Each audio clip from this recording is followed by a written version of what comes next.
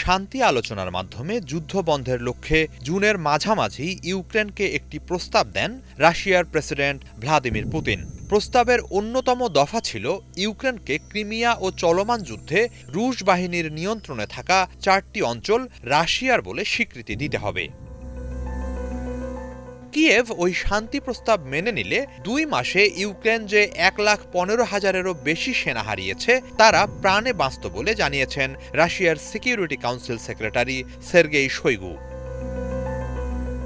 মঙ্গলবার শোইগু জানান, শান্তি প্রস্তাব দেওয়ার পর রাশিয়া নতুন করে 420 বর্গ কিলোমিটার অঞ্চল নিজের নিয়ন্ত্রণে নিয়েছে।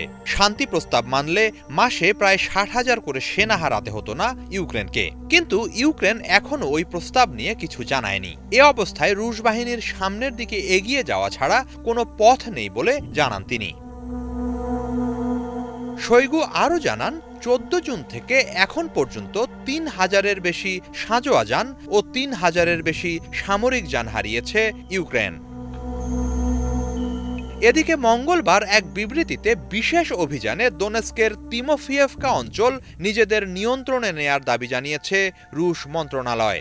এদিন শত্রু বাহিনীর একটি মিগ-29 যুদ্ধবিমান ভূপাতিত করার দাবিও জানায় তারা।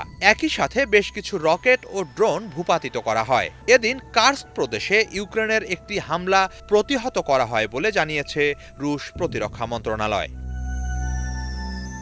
হিজল জোবায়ের, বাংলা ভিশন।